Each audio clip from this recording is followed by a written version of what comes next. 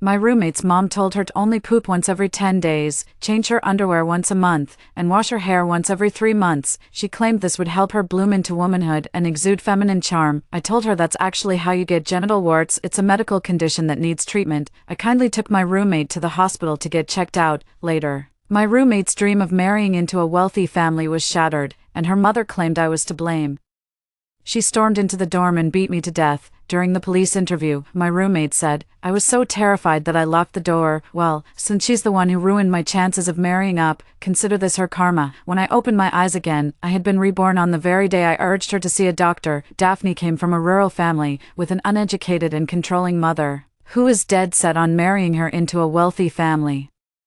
She had me monitor Daphne's habits: a bowel movement every 10 days, changing underwear once a month, washing hair once every 3 months, claimed this would cultivate feminine charm and make her exude womanly essence, but I discovered she actually had genital warts. Severe cases carry cancer risks. Daphne tearfully told me that her mother was like a demon. My heart went out to her, and compassion overwhelmed me. I took her to the hospital where my brother works for a checkup, but later I found out the truth. 1. Birds of a feather flock together. Daphne got beaten by her mother after failing to win over the rich second-generation heir. She said it was all my fault. If it weren't for my brother's surgery that removed her womanhood, how could she not succeed? So, on a dark and stormy night, her mother charged into the dormitory with a knife and attacked me. I turned to Daphne for help. She locked the dormitory door, trapping me inside with her mother. In the end, Daphne's mother stabbed me to death in a frenzied attack. My body was mutilated beyond recognition. Under normal circumstances, Daphne should feel guilty about what happened to me, yet during her police statement, she said,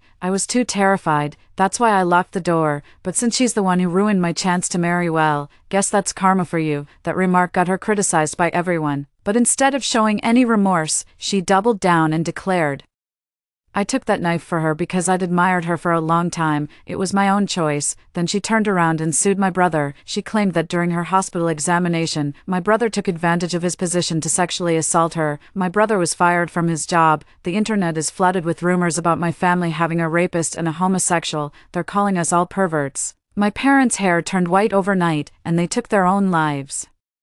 Unable to endure the cyberbullying, yet Daphne was living it up with the hospital's compensation money. Even after being reborn, I still can't wrap my head around it. How can there be such a selfish and malicious person in this world? But since Daphne and her mother are birds of a feather, may they stay together forever. Isla, I'm still really scared. Mom said the feminine flower is specially designed to exude womanly charm, showcasing unparalleled allure.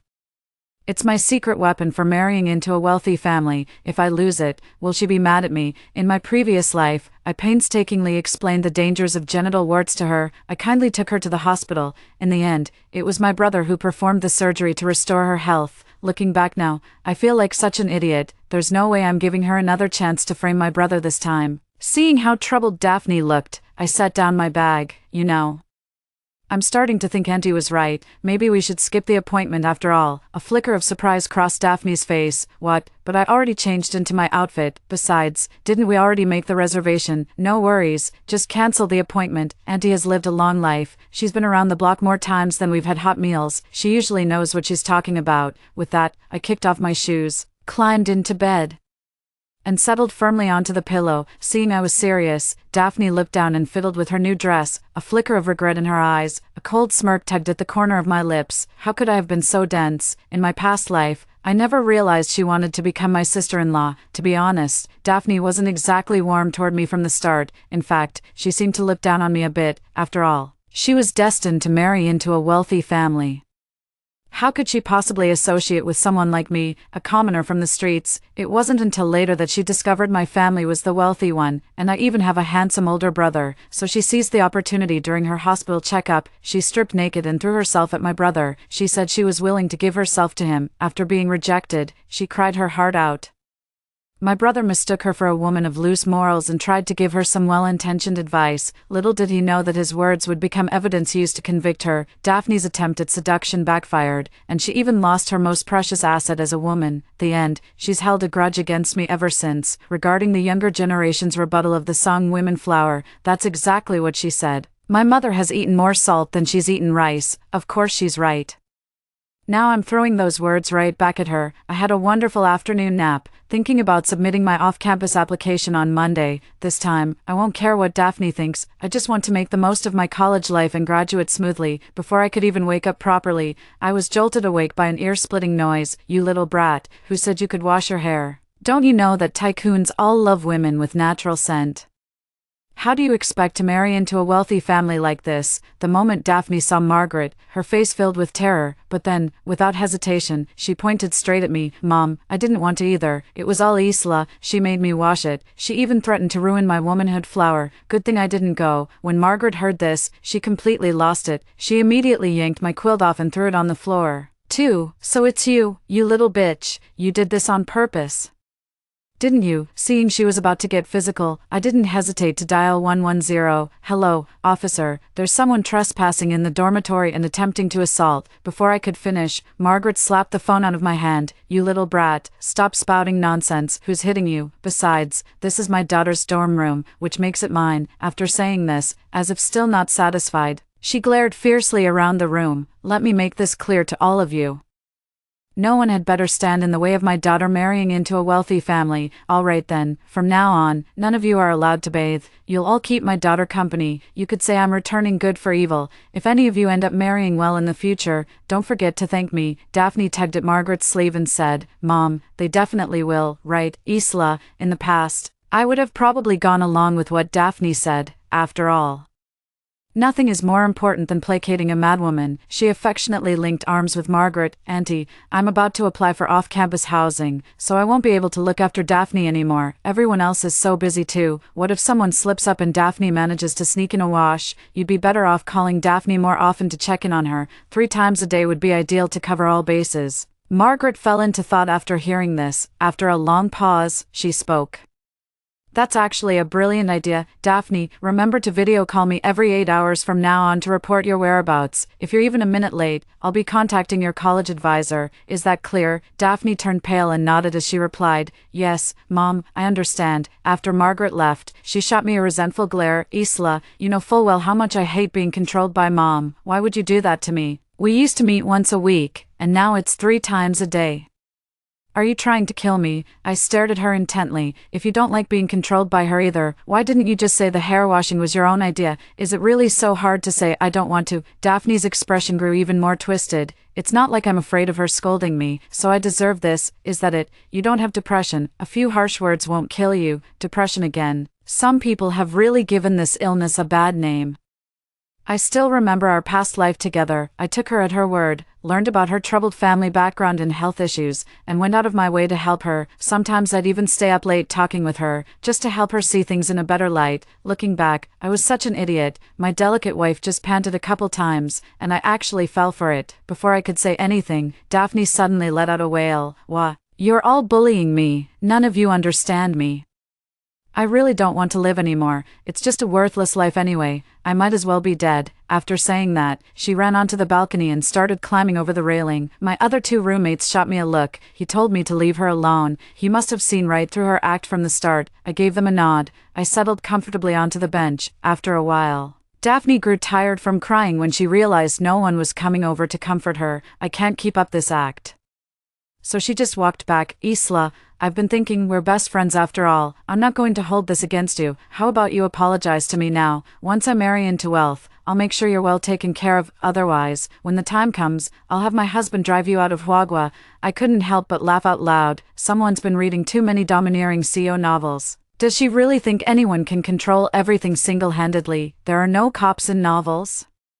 But there sure are in real life. I shrugged indifferently. I'll be waiting for that day. I truly hadn't expected that day to come so soon. Daphne announced to us with immense pride, she's fallen in love. Her crush is none other than Jason, the renowned heartthrob of the economics and management department. See, I told you the woman flower charm actually works. You lot don't get to enjoy such blessings. Her roommates stared at her rust-stained underwear. Large flakes of dandruff clung to his greasy hair, a belly swollen like a pregnant woman's, tilted head in confusion. I'm the only one who knows that Jason is a total creep. Jason used to pursue me. 3. After I turned him down, he drugged me, had people corner me, and even tried to force himself on me. They'll stop at nothing. Eventually, my dad pulled some strings and got some tough guys to scare the living daylights out of him. That's when he finally learned his lesson, from what I know.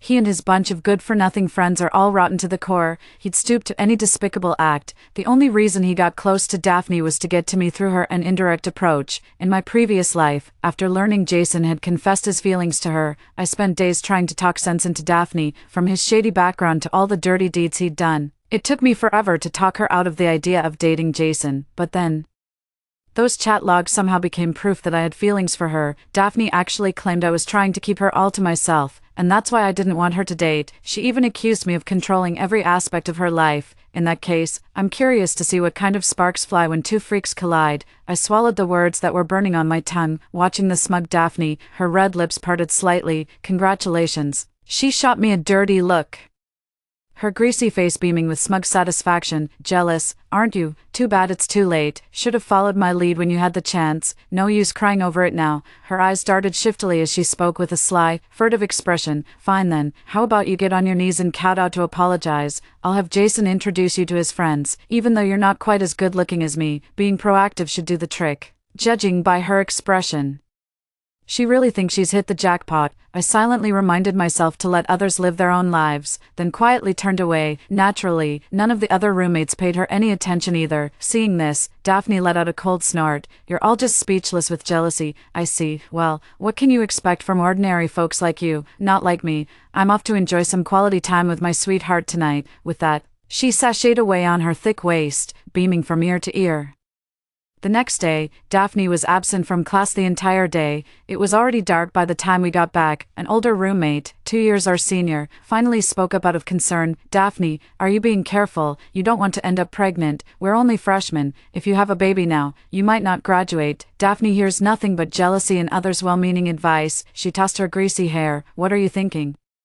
Jason wouldn't dare lay a finger on me. He just took some gorgeous photos. Besides, who wants to grind away at studies like you people? I'm a wealthy socialite. What does it matter if I don't graduate? I'll just focus on being a devoted wife and mother. Maybe I'll hire your kids to work for me someday. After that remark, nobody bothered speaking to her again. With her constantly busy dating, I finally got some peace and quiet. My day student application has been approved. My parents bought me an apartment near campus, and I can move in once the renovations are done. But I never expected to run into Jason right here in the complex. The apartment complex isn't just residential. There are budget hotels here too, being near the university. It's common for young couples to rent apartments around here. I'd heard Jason was living off campus, but didn't realize it was in this exact area. At that moment, he was walking while holding up his phone to share something with his friends. Can you believe Daphne actually thought I had a crush on her? The nerve of that woman. I almost threw up while filming that scene, for I wouldn't give her the time of day if it weren't for getting to Isla. The others couldn't stop raving about it after they saw it. This Daphne is quite uninhibited, with a face like that.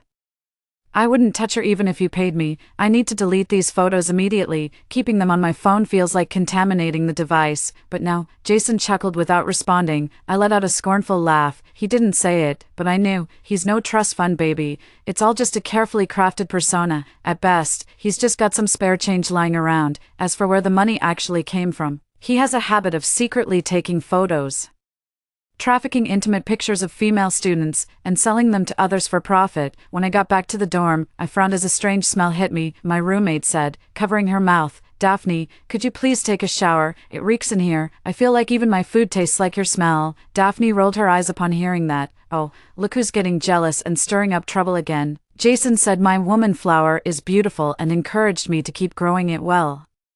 You're just trying to make me lose favor. The moment the words were spoken, everyone's faces showed a complex mix of emotions. I watched with my own eyes as my 2 other roommates went out to call our advisor and request a dorm transfer. Just as I expected, Daphne's triumph didn't last long, because someone had leaked her photos. There were a full 20 pictures in the Tiba post. They showed all sorts of poses. The title called her goddessa. It was a stark contrast to the actual content. Even though the moderators quickly took down the post, netizens had already screenshotted it and it went viral. Overnight, Daphne became the talk of the town. She couldn't even walk down the street without being recognized. Somehow she got wind that Jason had once pursued me, and she came looking for me to settle the score. Isla, I knew your sweet talk was just a cover for your nasty schemes. You knew exactly what kind of man Jason was all along, didn't you?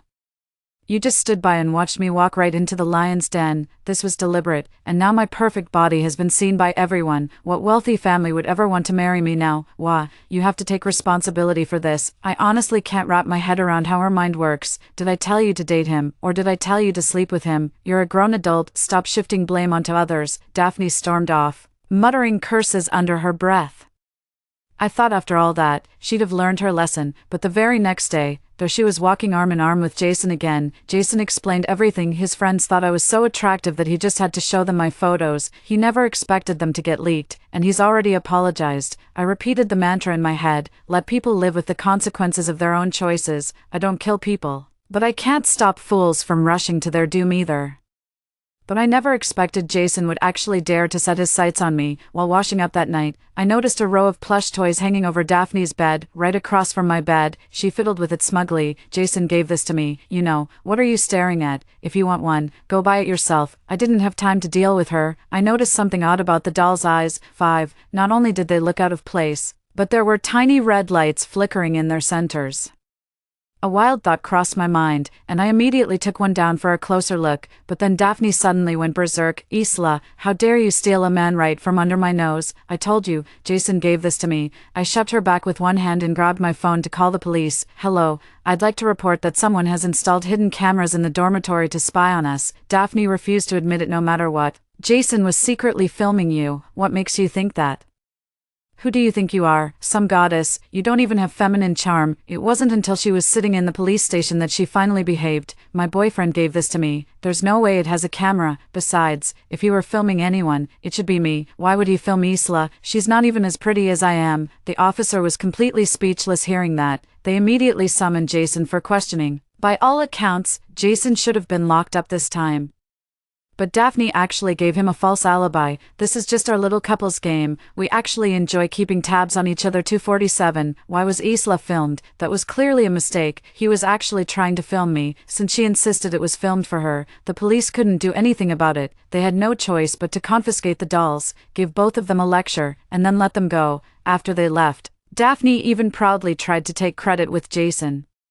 But Jason slapped her to the ground. You're more of a liability than an asset. Didn't I tell you to keep it hidden? Daphne covered her face in dismay. Of course I'd display the gift you gave me in the most prominent spot. How else would they know how much you love me? Jason looked at her like she was an idiot. He swore under his breath. Daphne even went to Jason's classroom to find him, all cheerful and excited. But Jason shoved her to the ground.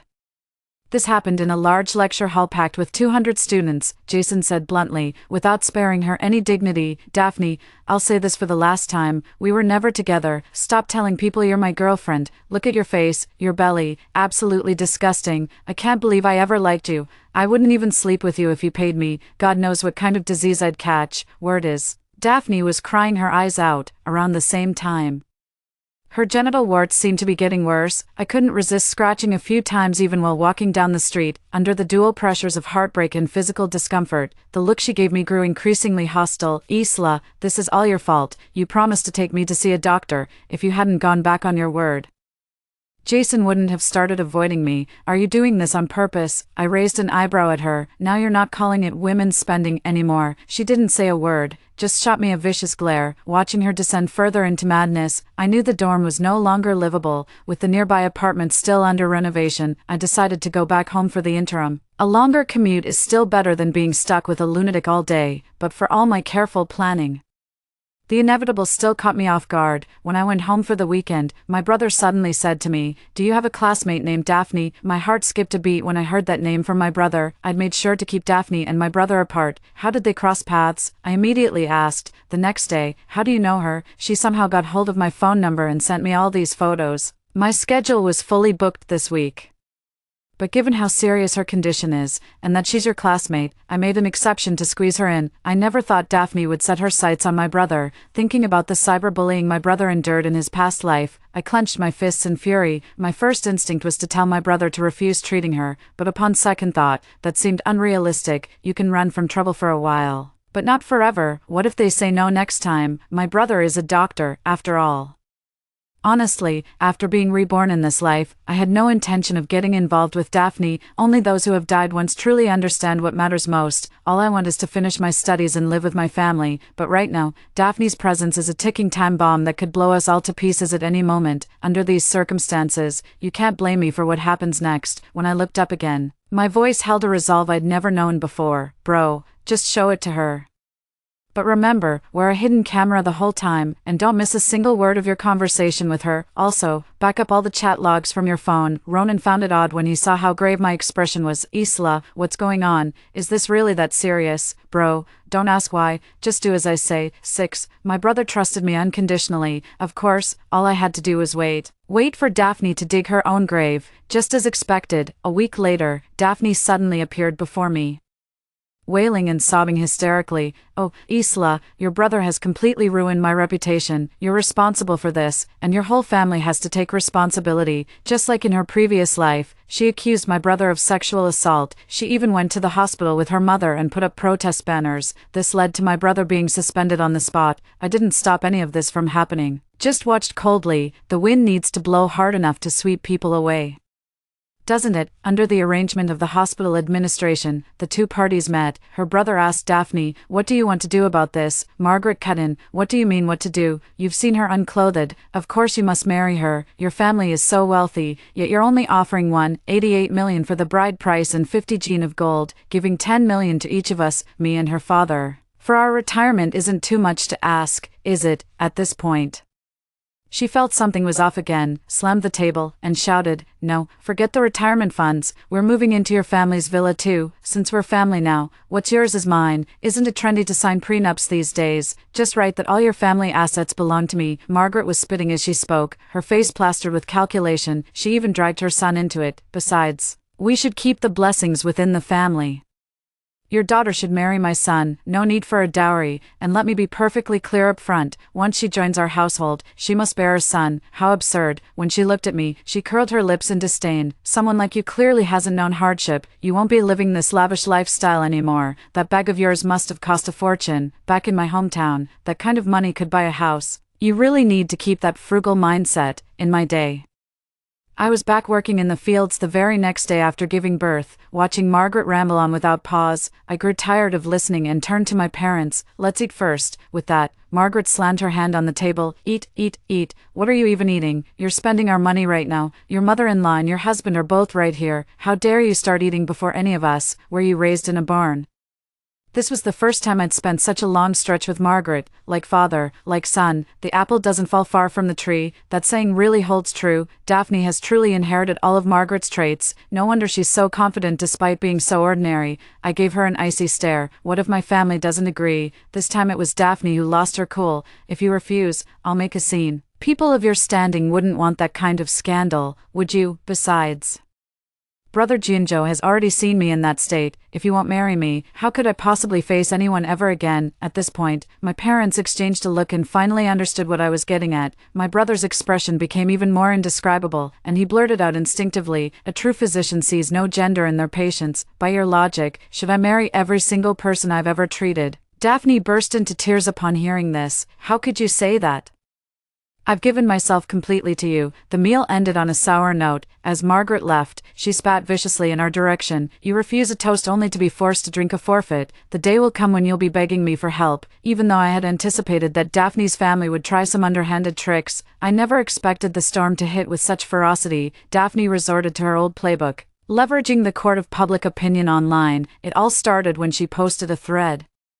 The title was "My Roommate's Possessiveness," calling for some perspective here. I've been getting weird vibes from my roommate. What do you guys think? She controls when I shower, when I wash my hair, everything has to be on her schedule. She even monitors when I change my underwear. I've attached a copy of our previous chat history below. "Daphne, isn't it about time you changed your underwear? It's your bath day, isn't it? Could you go wash up and do your hair while you're at it?" The last one was from the night before the hospital visit. "How about a shower today? I'll take you out tomorrow." 7. This post quickly gained a lot of traction. "You, gross. How can someone have such a roommate? That's totally invading someone's privacy, right? They're way too overbearing. Sounds like your roommate might have a thing for you." Daphne sent a surprised emoji. Speaking of which, there's another incident. She even meddled in my relationship. When she saw the gift from my boyfriend, she flew into a rage and even called the police. Because of that, my boyfriend broke up with me. It still makes me sad when I think about it. Oh, and get this, she even sneaks glances at my privates during showers and makes comments. This time, a police report receipt was attached below. The online backlash grew even fiercer this time. You're not just regular roommates, she's totally into you, definitely gay, stay away from your roommate, sending you hugs, OP, that's just awful. Daphne posted a dorm photo from the beginning of the semester and specifically circled me in it. I don't think so, everyone in our dorm gets along really well. Ugh, he looks so decent but pulls this kind of stunt, absolutely disgusting, she looks so familiar. Isn't she the song group heiress? And she's actually gay, my image of her is completely shattered. On the third day of the post's viral spread, Daphne dropped another bombshell. Honestly, there's something I've been too embarrassed to mention. My roommate recommended her brother's clinic, but he groped me inappropriately during the exam. Is this even normal? I'm only 18 and too scared to tell my parents. What should I do? 18 my foot, she's clearly 21, but the truth is, younger girls tend to garner more sympathy online. This statement is undoubtedly a bombshell that stirs up a storm. Wake up, OP, this is sexual assault. Call the police now. Birds of a feather flock together, a rapist and a homosexual, a perfect match. Poor OP, we'll fight for justice on your behalf. Internet users tracked down our contact information through subtle clues. They hurled verbal abuse at our entire family. They even photoshopped memorial portraits. They called us all perverts the moment we turn on our phones. A relentless stream of abusive messages floods in. Some TV stations even went to Daphne's home for interviews. The whole family broke down in tears, saying their lives were ruined. Journalists also publicly demanded our family provide an explanation. I saw 8 trending topics about my family on Weibo. I knew the moment had come. I compiled all the evidence and posted everything online, including her lace underwear from her previous dorm. The video from last time where they tried to extort money from my parents, plus the hospital medical records. Public opinion has shifted online. I've never seen someone so filthy, changing underwear once a month, washing hair once every 3 months. How could their roommates stand the smell? 1.88 million in bride price. Am I hearing this right? And her mother, what kind of rare creature is she? It's a standard gynecology visit, yet they're calling it touching private areas. Any sensible person knows physical examination is completely normal. Confirmed. OP staged this whole drama. Over and out. In an instant, public opinion flipped. Every hardship she ever bought became evidence against her. Daphne faced massive backlash and became public enemy number 1. She got sued in court and expelled from school. I thought I could completely cut her out of my life. During the case acceptance period, she ended up marrying the domineering CEO, staring at the wedding photos she posted. I fell into deep thought. Isn't that man my fiancé? I have a fiancé who's been my childhood sweetheart. It was arranged by our elders. At first I wasn't on board. Who goes for arranged marriages in this day and age when people date freely? But Felix wasn't having it. He keeps insisting I kissed him when we were kids, saying I ruined his innocence. Now he says I have to take responsibility. Every time I bring up ending our engagement, he throws a tantrum. That's why we're still stuck in this engagement. We just saw each other the other day. How did you suddenly become someone else's fiancé? When the wedding photos surfaced, netizens were shocked that someone actually tipped this lunatic off the market. Felix came straight to me. It's photoshopped, definitely photoshopped. I never took wedding photos with her. Isn't that the woman who harassed me at the bar last time? That's when it clicked for me. 8. Daphne somehow got hold of Felix's whereabouts and was lying in wait at the bar. She went straight to drowning herself in drinks. He thought Daphne was crazy and just walked away. Meanwhile, Daphne and her mother showed up at his door. Daphne stood there with her baby bump, saying with a smug look, "Felix, I'm carrying your child. You have to take responsibility." Felix was completely dumbfounded. "Wait, who even are you? I've never even laid a finger on you." Margaret wasn't having any of it. "My daughter's pregnant. How could this be a mistake? You'd better marry her, and fast."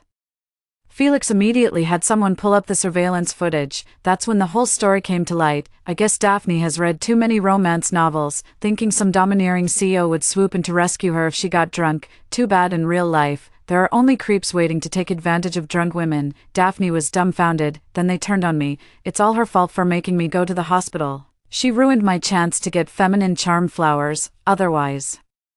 How could you not like me? This is all on her. Margaret started cursing me out like she'd lost her mind. Given the circumstances, I have to protect myself. I had no choice but to produce the photos Jason took back then. Auntie, to be perfectly honest, Daphne has no interest in domineering CEOs. She only goes for guys with empty pockets. See, this is the man she's fallen for. Margaret was already furious about Daphne carrying that bastard child, in a fit of rage. She started pummeling her with blow after blow. "No wonder you couldn't marry into a wealthy family. You've been sleeping around all along. How did I raise such a shameless daughter?" I heard that after she returned home that night, Daphne was brutally beaten by her mother until her skin split open and flesh torn. When the police arrived, her face was unrecognizable. Margaret was imprisoned for intentional homicide. I was vacationing in Hainan when I heard the news, gazing at the azure sea and sky. I couldn't help but sigh. Finally, peace and quiet at last. Story 2. In our past life, both my master and junior brother were poisoned in the illusion realm. Having secretly adored my master for 3 years, I saved him from the catastrophe of spiritual meridian explosion. My junior brother endured the flesh-corrosive agony of the poison, plunged into the icy spring, and had his spiritual meridians severed. Never to cultivate again. Out of gratitude, my master married me. The tender care he once showed vanished after marriage, leaving me with nothing but his icy indifference. In the end, he abandoned me without hesitation to save his junior sister. Given a second chance at life, I kicked our master into the frozen spring and sprinted away with my junior brother in my arms. When my junior brother saw me wake up, his delicate face flushed crimson with shyness. "Senior sister, may I take responsibility?" 1. The raging flames engulfed me whole as I struggled to open my smoke-stung right eye that kept tearing up. All I saw was Master Jared's white-robed figure gliding away into the distance. My junior martial sister and I fell off a cliff during our battle with the beast. She vanished without a trace. While I plunged into a fiery formation and was instantly engulfed in flames, our master caught up and glared down at me coldly. "Where's Lila?" I shook my head weakly, reaching out desperately for his rescue. With his cultivation nearing the great ascension stage, saving me from this infernal formation would have been child's play for him, yet he turned and left without a moment's hesitation, as if unwilling to waste another second on me. In the end, I perished just like that, reduced to a handful of ashes beneath the soul-scorching flames, trapped within the formation with no hope of release. I was listlessly toying with my own remains when I caught sight of my demonic junior brother's breathtakingly beautiful face. Staggering in disbelief, he nearly fell before lunging toward me. I reached up to catch him, but his body passed through my spirit, tears splashing onto that handful of ashes. "Scorching beyond belief, senior sister. You're so foolish," he sobbed. He never cried, not even when Master punished him with the whip for his childhood mistakes, yet, my death brought tears to his eyes for the very first time, right before me. "If we could do it all over again, would you save me?" His face was ashen, his voice bordering on a plea, and his eyes were so swollen and red from crying, they looked as if they might weep blood. "If I could relive it, I would only save you, too." My body suddenly felt heavy as I groggily opened my eyes. The blazing sun overhead made me squint immediately. I raised a hand to shield my eyes, then gasped in disbelief the next moment, staring in shock at my completely unharmed arms and body. I was utterly bewildered. Did I really get reborn? The sensation of my skin feels incredibly real, my entire body intact. Just as I was about to pull out a mirror to check my face, a hoarse voice rasped from behind me. "Lara, help your master." My body went rigid as I turned my head slowly. There stood Jared in his pristine white robes, leaning against a tree with cheeks flushed like rouged silk. His almond-shaped eyes glistened, dark, fathomless pulse carrying unspoken promises. In my past life, I'd recognized that silent plea. Already drawn to him, I became his antidote, offering my body to cure his love poison, but remembering his betrayals from that lifetime. How he repaid kindness with cruelty. My eyes darkened as I glanced at the shimmering glacial spring radiating cold mist by the ancient tree. Gathering all my strength into my right leg, I delivered a vicious kick straight to Jared's hip. Already poisoned and writhing in agony, he stood no chance against my sudden flying kick. Besides sword training, my only pastime was playing kickball with junior disciple Asher. My right leg's powerful enough to leave bruises. That precious master of mine probably has a nasty welt across his waist right now. The master tumbled several rolls before channeling spiritual energy to steady himself, clawing desperately at the grass in his disheveled state. "Lara," his voice came out weak and dazed. What are you doing?" With a saccharine smile plastered on my face, I spoke in mock solemnity. "Master, propriety dictates distance between men and women. Even for immortal cultivators, this icy spring can relieve your urgent condition. These unworthy hands dare not taint your purity, so I'll respectfully send you down with my foot instead." As I spoke, I raised my foot and delivered a firm kick. With a resounding splash, Jared tumbled into the water just as planned. The shock seemed to restore some clarity to his eyes, now wide with outrage as he roared, "Lara, you see no evil." I hastily covered my eyes and said respectfully, "This disciple takes his leave." With that, I made a swift exit. Little did I know in my past life that my junior brother nearby had also fallen victim to the love poison. To survive, he plunged into the icy spring, only to end up with shattered meridians, barely clinging to life. Asher of the Sun Moon Blade, once heaven's favored son whose swordsmanship rivaled my own, has fallen just like that. I remember that scalding tear at life's end, hot enough to sear the soul. Fine, I quickened my search. 3. I found Asher deep inside a cave. He was curled up against the stone wall, trembling, his eyes were glazed, the once lovely peach blossom gaze now vacant, his lips stood out vividly red. Upon closer look, he'd bitten through the corner in silent agony. Even so, broken whimpers kept escaping his lips against his will. Say, senior sister, a delicate blush spread across his fair, handsome face as his gaze softened the moment he saw me. The wariness in his eyes vanished instantly, replaced by a pure, radiant smile. It's really you. I thought I was hallucinating, seeing him like that. My heart ached with pity, overriding any other thoughts. I quickly reached out and stroked his hair reassuringly. Don't be afraid, I whispered. Your senior sister will save you. Gathering spiritual energy in my hands, I took a deep breath and simply lifted him into my arms. He might look tall and slender, but he was surprisingly heavy. I stumbled a bit before finally steadying myself. Asher's face flushed even deeper, even sounding somewhat incoherent. Senior sister, I can still stand. Holding my breath, I said, It's fine. Senior sister's sword riding is excellent. We'll be back soon. With that, I summoned my bonded sword, silently recited the incantation, and the sword swiftly shot forward. In less than 15 minutes, I returned to Swordcrest Peak, carrying him all the way back to his courtyard in one breath before urgently summoning an alchemy sect senior I was close with to examine him. By then, Asher had already passed out from the agony of the love poison. His entire body burned like fire, as if he might burst into smoke at any moment. The alchemy senior hesitated, then pulled me aside for a private conversation. This love poison has no cure except through yin-yang union. Toss him into the cold springs, that might just keep him alive.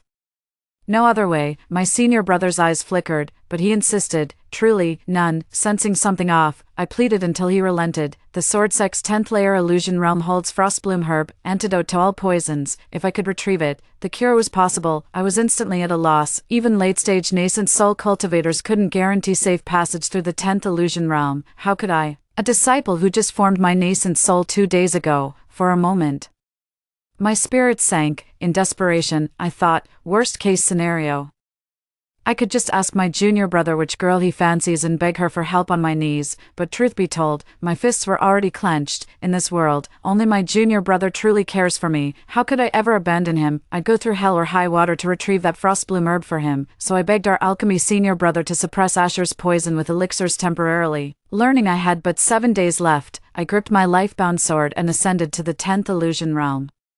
With one last distant glance toward my junior brother's courtyard, I stepped through without hesitation, for only upon entering this 10th realm did I realize the legend spoke true. On the first day, I lost an arm in my desperate struggle against the soaring raptor. On the second day, I crossed blades with the sea serpent, suffering internal injuries. The third day saw me taming a giant serpent. Its needle-like fangs pierced my arm before I severed its head with one stroke, leaving my left arm completely paralyzed. On the fourth day, a spirit fox attempted to beguile me with its charms. I nearly succumbed to its trickery, but my unwavering will and flawless swordsmanship prevailed as I knocked it unconscious with a single strike. Come the fifth day, I finally located the Frostbloom herb, only to narrowly escape being devoured by a giant eagle, though not without sustaining meridian damage. On the sixth day, I found the path out of the illusionary realm. The moment I escaped, my legs gave way and I collapsed to the ground. Though utterly exhausted, my heart was filled with quiet joy. In this lifetime, my prodigiously gifted junior brother, that peerless jewel among men, would never again be doomed to stagnation or demonic corruption. After catching my breath, I struggled up from the ground, swallowed a hemostatic pill, burned the last remnants of my spiritual energy, and soared away on my sword. The senior alchemy disciple had been tending to his junior brother these past few days. The effects of the love poison were suppressed, yet Asher remained unconscious. When the senior alchemy disciple saw me, his eyes widened in shock. With all that blood and those injuries, I'm genuinely impressed you're still standing. I pulled out the Frostbloom herb and handed it to him. He stared in astonishment for a long moment before rushing off to refine elixirs for his junior brother. Utterly exhausted with both spiritual and physical energy drained, I collapsed onto a low couch and fell into deep slumber. I must have slept for ages. Through the haze of drowsiness, I felt someone gently wiping my body with a damp cloth. The movements were slightly stiff, yet gentle and meticulous. The sensation was strangely comforting. I struggled to open my eyes to see who it was, but my eyelids and body felt leaden. Impossible to rouse. In my dazed state, I slipped back into unconsciousness. When I awoke again, my junior Asher was at my bedside, staring intently at my face. I jolted awake, instinctively moving my hand only to find Asher holding it. When he noticed I was awake, his handsome face flushed crimson in an instant. His thick, delicate lashes cast faint shadows beneath his eyes as they lowered. His voice carried the melodious clarity of a brook over stones, yet tinged with bashful restraint. "Senior sister, may I take responsibility?" "Me? Responsible? Responsible for what? Responsible to whom? Did this kid misunderstand something?" Gritting through the pain, I propped myself up. He instantly slid a cushion behind me, his pale blue robes fluttering past. That slender waist of his kept swaying right before my eyes. Let's face it, I've always been a lustful creature. Back then, I fell for my master not just for his gentle patience, but also for that devastatingly handsome face. In the dim surroundings, only the warm glow of bedside candles softened Asher's silhouette, casting a gentle light on his fair, handsome face now tinged with a suspicious blush, yet he suppressed his shyness and gazed at me with earnest focus. Senior sister ventured into the sword sex 10-layer illusion realm to cure my poison, only to return covered in wounds and unconscious for 10 full days. When I had to cleanse your injuries, his face flushed deeper, those eyes now refusing to meet mine. I've offended my senior sister. My mind went blank with a buzzing sound. Suddenly I remembered, during my day's slumber, someone had carefully wiped my body and changed my clothes, so it really was my junior brother after all. For a moment, I felt rather embarrassed. The memory of those hands touching my skin lingered, their fingertips still vivid with a slight roughness. Instinctively, I glanced down at his hands. Asher seemed to sense it and momentarily withdrew, only to firmly grasp mine again without hesitation. "I wish to become cultivation partners with you, senior sister." Without thinking, I blurted out a refusal. "No way." My junior stared at me blankly, his usually gentle, soft eyes now dark and radiating an unfamiliar strangeness. It was as if he wouldn't give up until I gave him a satisfactory answer. Suddenly, he let out a soft laugh, a hint of self-mockery in the curve of his lips. Did senior sister reject me because of our master? 5. My thoughts drifted far away. About a year ago, after playing kuju with my junior brother, we lay resting together on the grass. He suddenly turned to me and murmured, "Senior sister reveres our master, yet he's repeatedly favored Lila. Doesn't that make you resentful?" Resentful? Perhaps I was, at first, resentful that our master couldn't be impartial, that he doted on her while repeatedly dismissing my pleas. As the senior disciple, you should yield to others. This was my master's most frequent admonition to me. Whenever these words were spoken, all my strength would drain away, and any protest died on my lips. "I'm fine." I forced a smile despite my heavy heart. During the trial, it was indeed my negligence that failed to protect my junior sister. The master's punishment was justified. Asher scoffed. "She's already at the golden core stage, and though she joined the sect later, she's actually a year older than our senior sister, yet she clings to that junior sister title, playing the delicate damsel in distress." What really grated on Asher was how Lila always put on that fragile, helpless act when tattling. Just thinking about it made his expression darken, but the sect master always took her side, every single time. Seeing him even more upset than I was, I ended up comforting him instead. "You're the only one who truly cares, Asher. I'm so lucky to have you." Asher seemed not to hear me, staring at me intently before suddenly lowering his voice. "Senior sister, do you have feelings for our master?"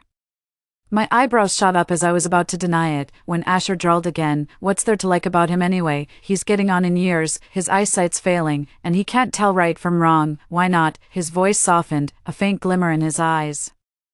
"Why not? Pay more attention to those around you." His gaze lowered as the fading glow of sunset illuminated his face. Watching him quietly, it suddenly struck me, Asher had turned 18. The youth had broad shoulders and a slender waist, lean yet surprisingly strong. Though he started sword training half a year after me, he could still match me blow for blow. He was strikingly handsome, with perfect bone structure, rosy lips, and pearly teeth. His soulful eyes held warmth for everyone.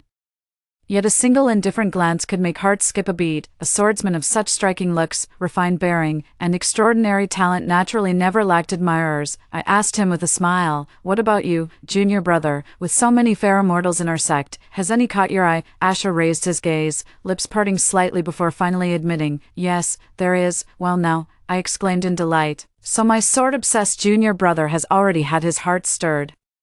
Tell me, which peak's immortal has won your favor? This senior sister will gladly help you." Asher remained silent. He shot me a fleeting glance, his tone cooling as he said, "No need for your concern, senior sister. What I desire, I'll claim for myself." With that, he turned and walked away. After that day, he didn't come to spar with me for quite some time, yet I understood him perfectly. He's grown up now, with his own thoughts and feelings. Plus, there's the whole male-female thing.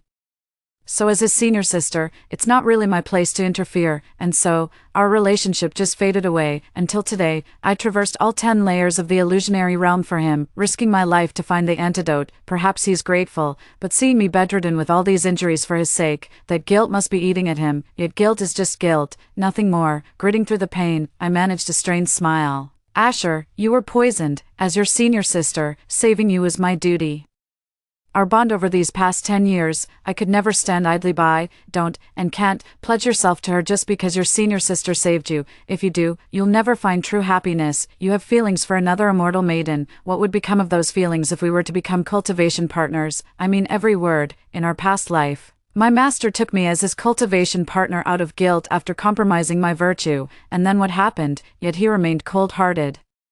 Offering marriage merely out of obligation, with no trace of warmth. Love cannot be hidden, just as the absence of it is painfully obvious." Asher stared at me for a long while, his lips curling in mockery, his entire face suddenly revealing an uncharacteristically sharp edge that belied his years. "Senior sister once sacrificed herself for our master. How I envy him. Why won't you do the same for me in this new life?" His pitch-black eyes held an unsettling intensity.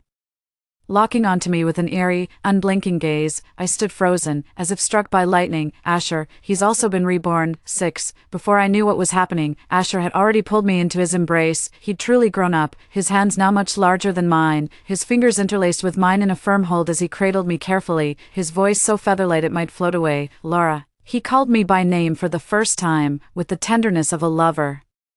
"Will you cultivate the Tao with me as partners?" Though phrased as a question, I could detect a carefully concealed persistence in his tone. It dawned on me belatedly, his every gesture and expression during that sudden coldness from Asher a year ago, pondering every subtle moment we shared together. Suddenly it dawned on me, that junior brother who grew up with me, trained with me, crossed swords with me, could it be? He's actually in love with me. The possibility stunned me, leaving me momentarily at a loss for how to react. Yet there he was, gazing at me from such close proximity, his flawless jade-like face so near, those peach blossom eyes holding me captive like tiny fishing hooks. I was utterly spellbound. Suddenly, he leaned in, pressing his faintly blushing peach blossom lips gently against my cheek. He smelled divine, that intoxicating warmth of osmanthus enveloping me. My gaze locked onto his Adam's apple just inches away, watching it bob slightly as I shamelessly swallowed hard. "Well," he asked again. I was utterly spellbound by his beauty, completely losing my bearings. Then came his gentle embrace that stole half my soul away. Before my thoughts could catch up, the words tumbled out impulsively. "All right." At my answer, I could hear his heartbeat quicken. He nuzzled against me affectionately, cat-like, his eyes crinkling with contentment. "Since you've agreed, senior sister, no take-backs." With that,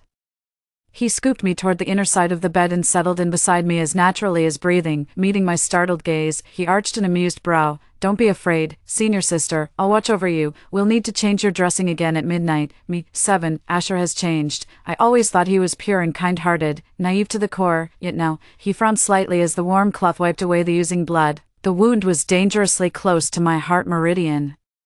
With my left arm still numb from snake venom and my right wrist stiff as a puppet's, changing the dressing myself was truly difficult. The slight damage to my spiritual veins also slowed my recovery. All I could do was apply medicine while swallowing elixirs, healing at this painfully slow pace. With his striking eyes veiled by white silk, my junior brother traced the wound over my heart, his fingertips grazing its edges with deliberate, meticulous care. He couldn't see, but I certainly could.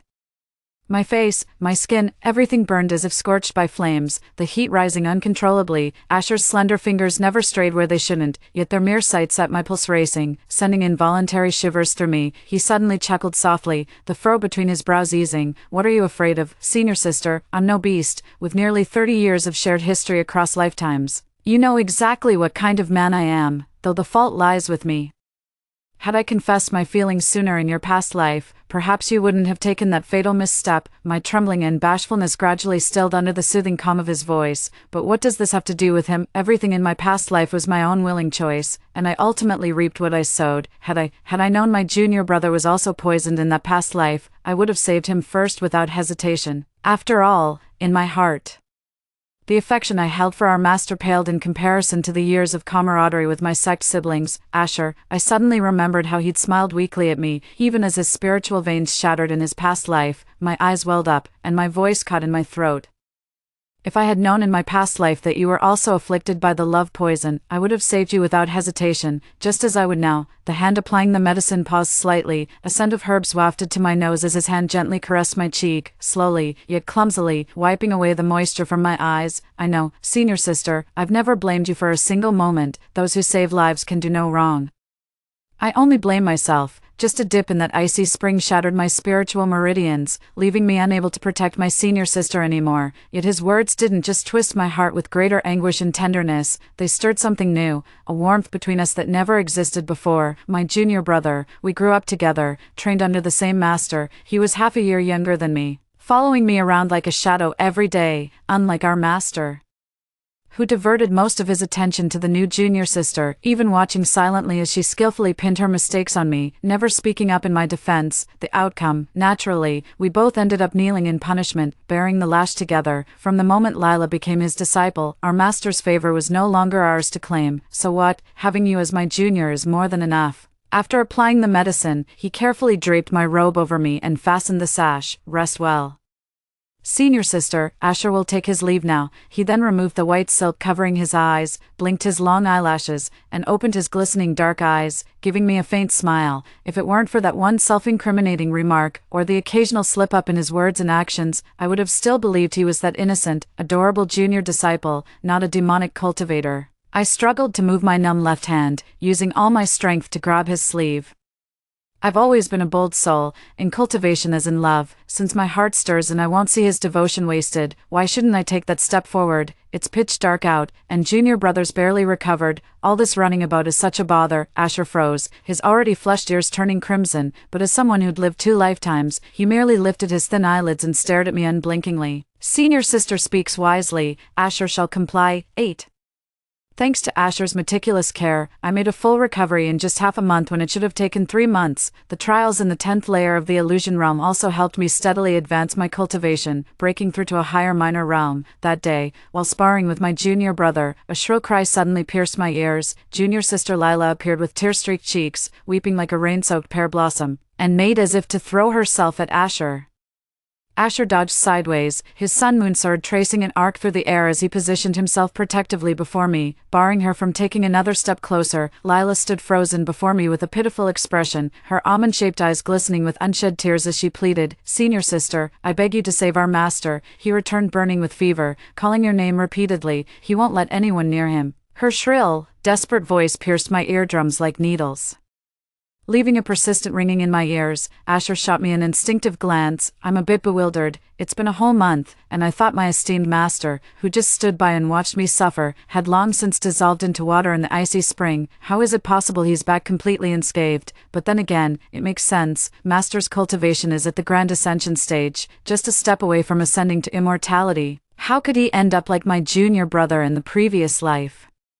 With his spiritual meridians shattered, seeing me frozen in place, Lila took a hesitant step forward but dared not grab my hand under the threatening aura of the sun moon sword. "Senior sister, please save our master." Before I could respond, Asher sneered, "Poisoned? Go beg the alchemy sect leader then. What's the point of bothering senior sister? She's no healer." Lila choked on her words, her face stiffening, gazing at Asher's breathtakingly handsome yet aloof face.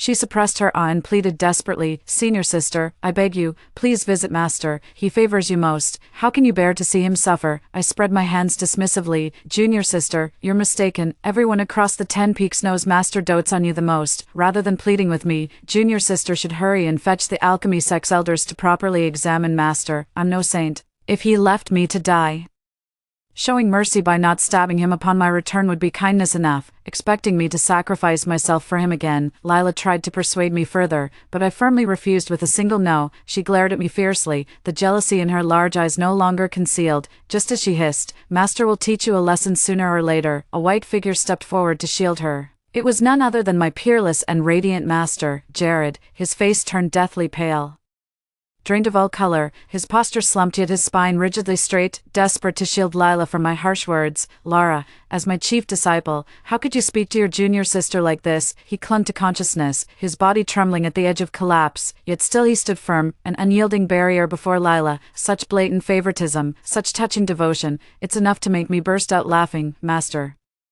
I didn't bother hiding the sarcasm dripping from my gaze as I looked him up and down. "Perhaps you should worry about yourself first." The light in Jared's eyes dimmed as he stared at me, words caught in his throat, yet he still took 2 steps forward, his eyes dry and bloodshot. "Lara, you understand my predicament. You'll help your master, won't you?" "Help him? That's absolutely hilarious. The 10th illusion realm only allows 1 spirit herb per trip, even if I could bring more, I'd never fetch his share. Expect me to suffer through that 10th realm again, or are you still trying to tarnish my innocence and play with my feelings? Through 2 lifetimes, I've seen the rotten core beneath his gentle facade. He demands my devotion, yet makes me bear all the consequences. How could such a shameless creature exist in this world?" I rubbed the calluses on my fingertips, tired of pretending devotion. "I do wish to save you, master," I said bluntly, "but having already drained my vitality to rescue our junior brother, sacrificing my life now would be poor business." My gaze shifted to Lila behind him. "Little sister here is practically a walking treasure vault, endless protective artifacts at her disposal. She'd gladly walk through fire for you." Jared's lashes fluttered as he stared at me in disbelief. He seemed unable to comprehend how I, who once hung on his every word with puppy-eyed admiration, could now regard his survival with utter indifference. But why on earth should I care? 9. My wedding with junior brother is approaching, hailing from the prestigious Sia family with immense wealth. I gasped when the solid gold phoenix coronet was placed in my hands. Is this really appropriate? Never in 2 lifetimes have I seen so much gold. It's practically blinding me." Dressed in fresh spring green, Asher lounged against the rocking chair with a lazy yet contented expression. He leisurely wiped the smudged lipstick from the corner of his mouth, narrowing his eyes slightly. "Let me ask you once more, senior sister, do you truly have no regrets in marrying me?" The weighty phoenix crown was set aside as my palm rested over his fiercely beating heart. Unlike his cold, spirit vein-shattered body in our past life, his warmth now pulsed with vitality, those large protective hands at my side, his gentle eyes brimming with tenderness. With a laugh, I replied, "Having given my word, how could there be room for regret? What's more, my heart truly races for him, more intensely and purely than in any past life. My pulse quickens at the sight of him, my heart sings when he appears, for I know his affection belongs to me alone." His arm tightened slightly around my waist, the smile in his eyes deepening. Beneath those striking brows lay a silent ocean of devotion. He leaned in to kiss me again, and I playfully pressed a finger against his lips in half-hearted protest. The intimate moment was shattered by the whistling of arrows outside, accompanied by desperate pleas for mercy. In the next instant, a dark figure burst through the door. Turning around, I saw Jared standing ominously in the doorway, his black-clad figure exuding venomous hostility as his icy gaze fixed upon our intertwined forms. "Lara." His voice was hoarse, bearing no resemblance to the aloof immortal lord he once was. "Are you determined to marry him, even from a distance?" I could see the bloodshot corners of his eyes, unnervingly unsettling. Amused, I tilted my head slightly. "Since when does my revered master meddle in his disciples' marital affairs?" "I'm marrying Asher because I love him. Shouldn't my master be blessing his disciple for finding the love of her life?" I leaned down, fingertips brushing over Asher's delicate brows with satisfaction. Each day I grow more grateful for yielding to his sweet persuasion. Now I'm betrothed to such a handsome, obedient man. Asher rose from the chaise with composure. "Master, storming into my Sia manor and injuring so many today, what would the cultivation world think of such banditry?" He carried himself with the innate nobility of a young master, drawing far more attention than the gaunt, skeletal Jared. "What the world thinks has never concerned me. Jared cast a cold sidelong glance at his junior brother before flashing to my side in an instant. He looked haggard, with dark circles standing out starkly beneath his eyes. Suddenly dropping to one knee, he extended a gaunt, skeletal hand toward me as I reclined in the chaise lounge. "Laura, come back with your master. Though you've been deceived by him, I bear no grudge. I'll treat you just as before, won't you?" Jared's eyes held a hopeful glimmer, willing me to grant his request. I studied him in silence. He felt like a stranger. Ever since junior sister Lila joined our sect, he'd grown so distant. "Who are you putting on this act for now?" Just like old times, I looked at him with a mocking smile. "Same as always, when junior sister gets wronged or hurt, I'm the one who gets punished." Jared's breath hitched abruptly, panic flashing in his eyes. He scrambled for words, but found there was nothing left to say. I watched him coldly, noticing his aura had lost its former purity, as if he'd fallen from grace. Barely managing to suppress the love toxin, he spoke with forced logic. "As my disciple, your marriage is naturally my decision. You're still young. How could you possibly judge if he's worthy?" I saw right through him. His summons was nothing but a ploy to use me as his pawn. I lowered my head and retrieved a jade pendant from my spatial ring, placing it flat on his palm. "This was the token you gave me when I became your disciple. The debt of your teachings was repaid with my life in our past existence. May we sever all ties in this life and the next, each finding our own peace." The long sword materialized in my hand, my lifebound sword, obtained from the sword mound when I was 15. I drew my lifebound sword across my palm, letting blood drip onto the jade pendant. Just like that, the master-disciple covenant was dissolved with unsettling ease.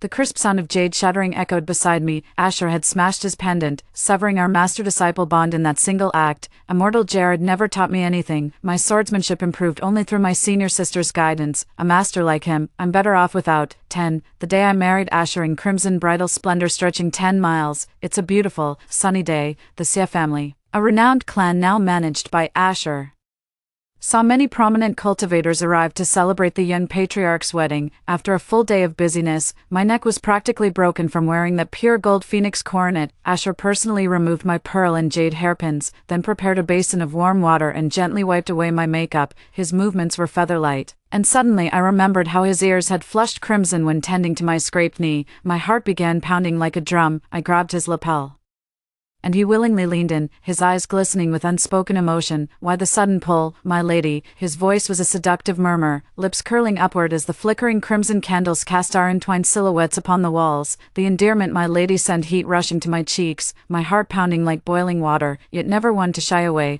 I boldly closed the distance when faced with his irresistible allure. Pressing my lips to his first, the arms encircling my waist drew tighter.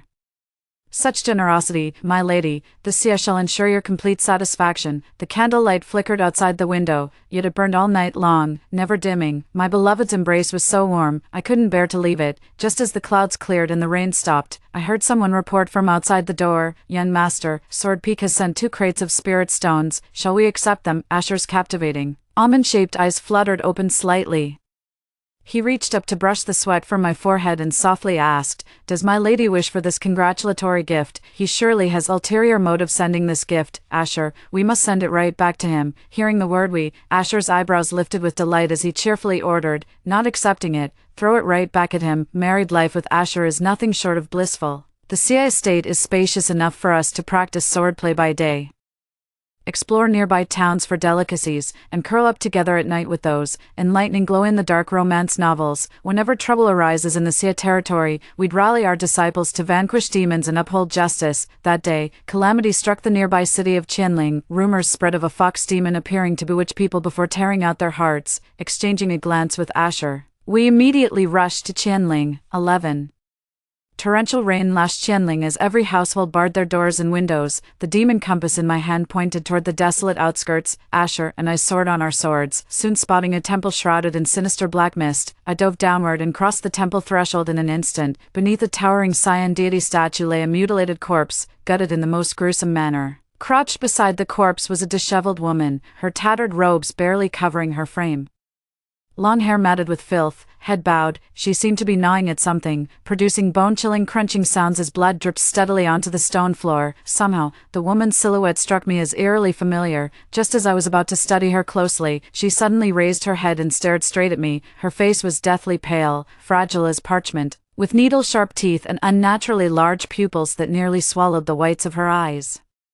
Yet I recognized her instantly. It was Lila, my frail and helpless junior sister. Her gaze was chilling, a smear of blood stained the corner of her lips, and in her hands, she held a half-eaten heart. Senior sister, her voice, syrupy sweet and winding, purred, "Seeing me like this, are you very pleased with yourself?" A shiver ran down my spine. It's true, I don't like Lila, but it's far from hatred. In my past life, all my love and hatred seemed reserved for that biased and heartless master of mine. I loved his tenderness toward me, yet hated how he couldn't keep up the pretense till the end. As for Lila, I merely saw her as a mischievous junior sister who loved causing trouble and shirking responsibility. I indulged her far too often. I shook my head at her, speaking calmly. "Lila, this is not how I wish to see you turn out." Perhaps my cultivation was too formidable. I'd reached the nascent soul realm before even turning 20. That's why I was genuinely willing to mentor this junior sister at first. She clearly didn't believe me, sneering, "Wasn't it you who convinced our master to banish me? With his favor toward me, he'd never have expelled me otherwise." No sooner had she spoken than she lunged at me with blinding speed. Her blackened, elongated nails came straight for my face, without blinking.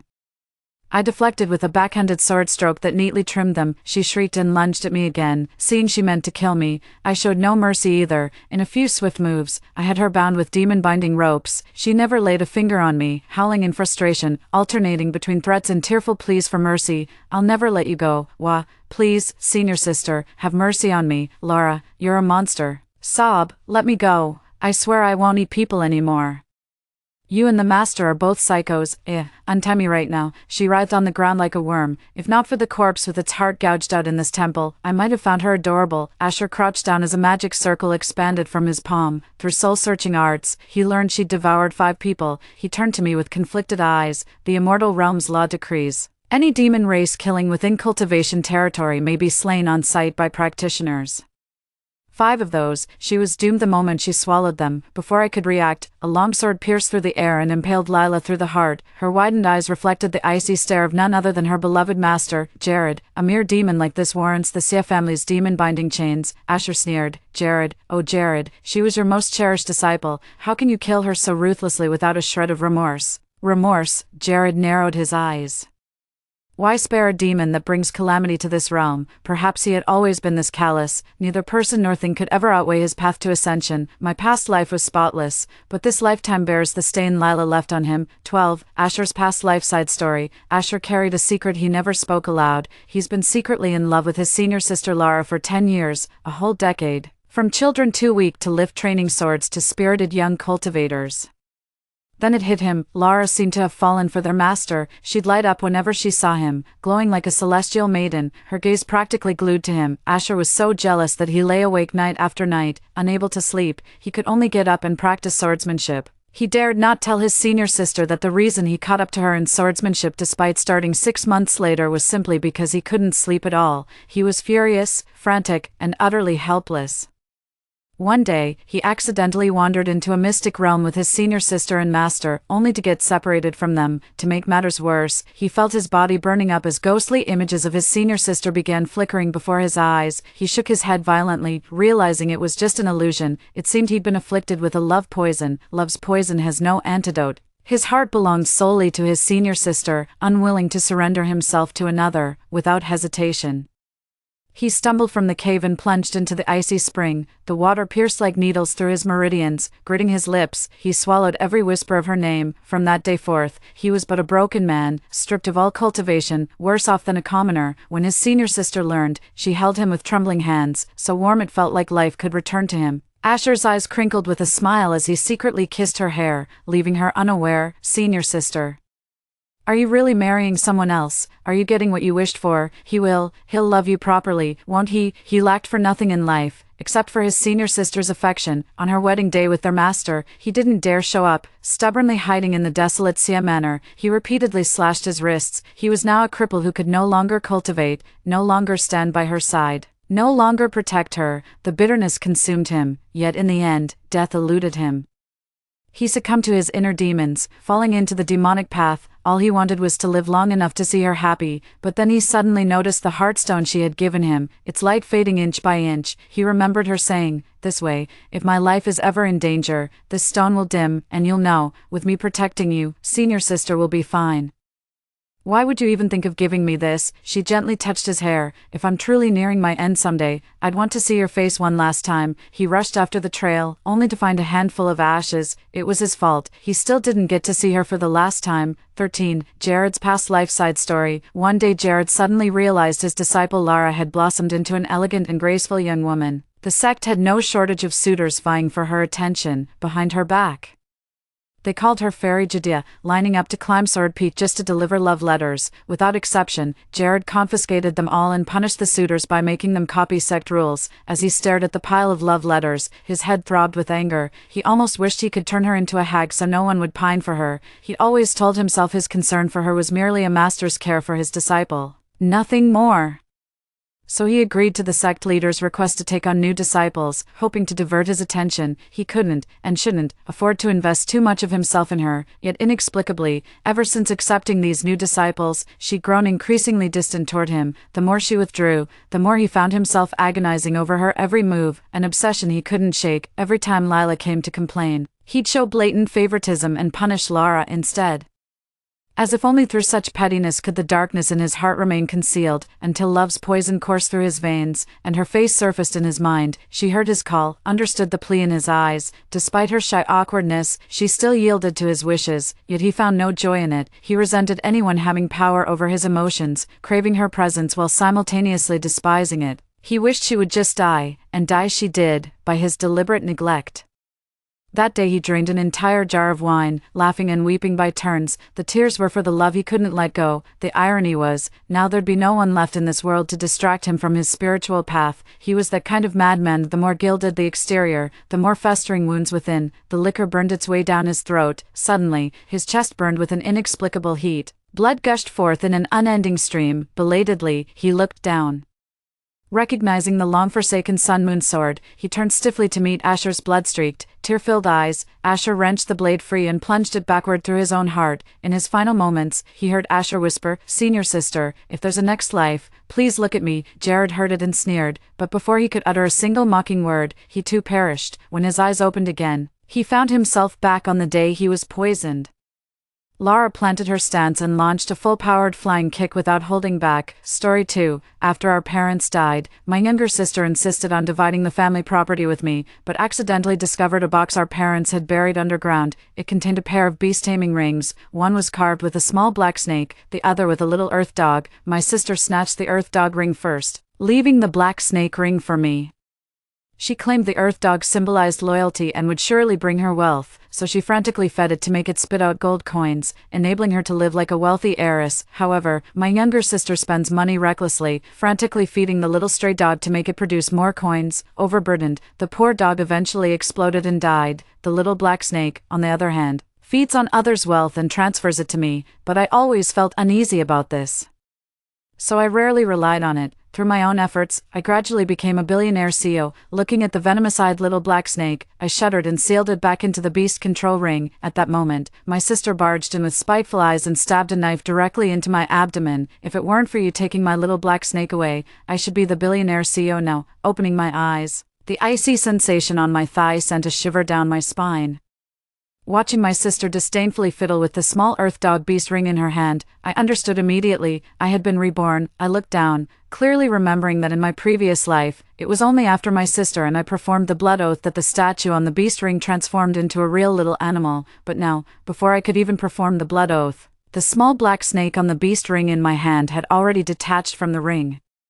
Flicking its tongue as it coiled around my thigh, seeing the venomous gaze of the small black snake, I instantly felt a chill run down my spine. Unlike in the previous life, my sister didn't cherish the small earth dog beast ring in her hand this time. Instead, she said with slight disdain, "Sis, we haven't even performed the blood oath yet, so how did your little black snake detach from the ring? I want to trade with you." Hearing my sister's words, the little black snake's triangular eyes immediately lit up, even more human-like. It detached from my thigh and began slowly crawling toward my sister. But in the previous life, it was only after my sister and I dripped our blood that the two little beasts detached from the beast rings. Watching the little black snake's human-like smile spread across its mouth, I instantly realized, not only had I been reborn, but the little black snake had been reborn as well. Seeing the little black snake crawling toward her, my younger sister immediately threw the small earth dog's beast ring to the ground, snatched the beast ring from my hand, and wrapped the black snake around her own neck. She smugly said to me, "You're the older sister, so giving in to me shouldn't be a problem, right? This little black snake has such smooth and shiny skin, it suits me perfectly. As for you, a country bumpkin like you is better off paired with that little earth dog."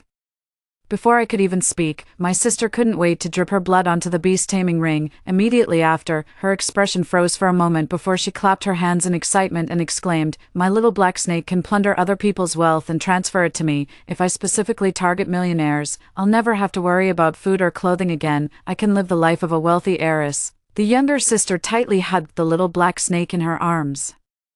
Looking at me with a guarded expression, I leisurely picked up the small earth dog beast ring from the ground and said to my sister with a smile, "Then I, your elder sister, will wish you in advance a life of luxury as a young lady from a wealthy family." With that, I paid no more attention to my sister and instead performed the blood ritual to claim ownership of the small earth dog beast ring. The moment the blood dripped onto it, it indeed confirmed my suspicions from my previous life. The functions of the two beast rings are completely different. The stray dog beast ring converts food into gold coins. The more it eats, the more coins it produces, but if it eats too much food, the stray dog won't be able to convert it all into coins and will instead explode and die. Looking at the adorable stray dog freed from the statue, I patted its head and said, "In this life, you'll live well with me, woof woof."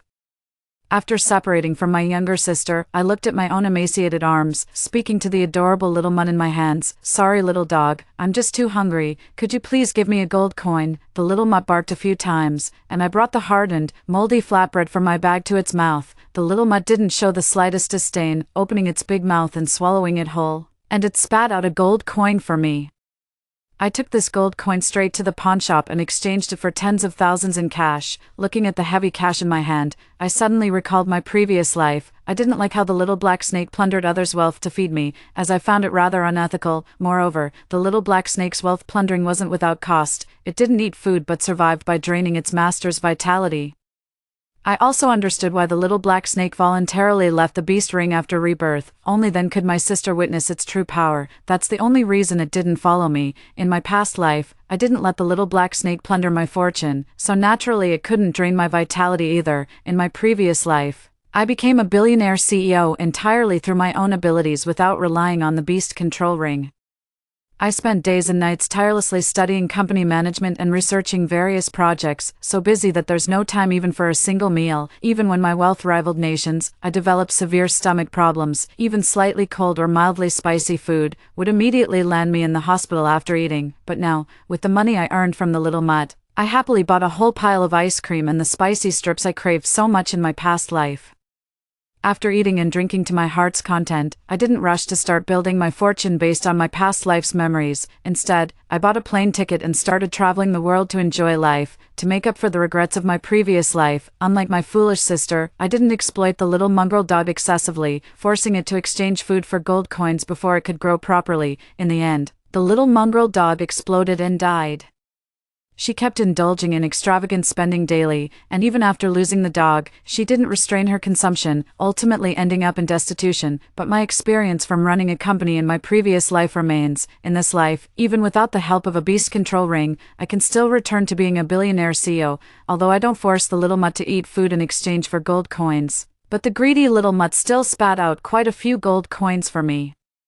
With these gold coins, I've now accumulated millions in wealth. And now, my younger sister has also been relying on the little black snake to plunder others' fortunes, successfully became an executive at an investment firm. Any stock she sets her eyes on is destined to soar and skyrocket wildly. From then on, my sister became the stock god of the investment world. But as I looked at my sister's face on the news, despite the thick foundation concealing it, I could still see the exhaustion in her expression, too. I knew it all along. My sister hadn't actually studied stocks carefully, but was entirely relying on the little black snake to plunder others' financial luck and transfer it to herself. My sister didn't keep it to herself either. She directly opened a live stream, letting stock traders follow her purchases, claiming she wanted to help everyone get rich together. Many online experts immediately began harshly criticizing my sister.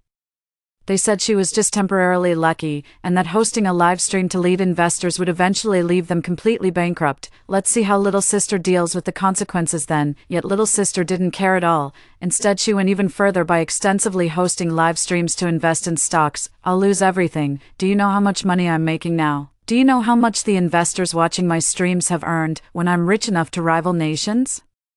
Let's see if you still dare to challenge me online. The experts were all red-faced with anger, cursing that little sister would eventually fall from grace. As for me, I relied on the experience of running a company in my previous life. Using the money earned from the little stray dog, I gradually started entering the stock market. However, this was also my goal, but no longer to become a billionaire CEO, because living like that would be too exhausting. Moreover, in my previous life, when I truly became a billionaire CEO, my long-deceased parents suddenly showed up at my doorstep. The billionaire CEO's parents, dead for years, suddenly reappeared in the world, wealthy and with family reunited. Netizens were overwhelmingly envious, yet no one knew that my parents' first act upon meeting me was to try seizing all my assets, even using a black serpent to drain my fortune's luck. During those days, if it weren't for my terrifying strength and desperate resistance, I would have long been devoured beyond recognition by my own biological parents. When I invested in the stock market, my sister naturally took notice of me. She traveled around the world every day, completely indifferent to the stock market trends. A casual point of the finger reveals a potential stock ready to soar. Look at me, even $1 million needs to be spread across several stock investments. My sister immediately called me, mocking, "What?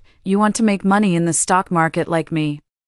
Look at your petty demeanor, your little mutt isn't cutting it. Why don't you just ditch that mutt, watch my live stream and follow my investments?" I paid no attention, merely responding with a flattering smile. With my current investments, my assets have now reached tens of millions. Moreover, my investment skills and foresight have improved significantly compared to my previous life. Now I have more than enough money to spend, and the food for my little mutt is no longer what it used to be.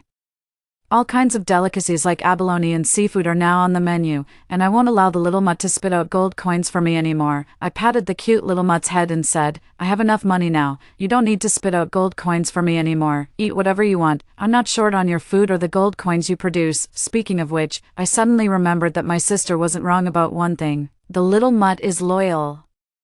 Even if I forcibly prevent it from spitting out gold coins for me, it still secretly fills my safe with them. As days passed, my sister's popularity grew higher and higher, and she was elevated to godlike status by stock traders. By now, she had established her own company and overnight became a billionaire CEO. While I was still at home studying the trends of the stock market, my younger sister suddenly came home, her body adorned with dazzling jewelry that nearly blinded me.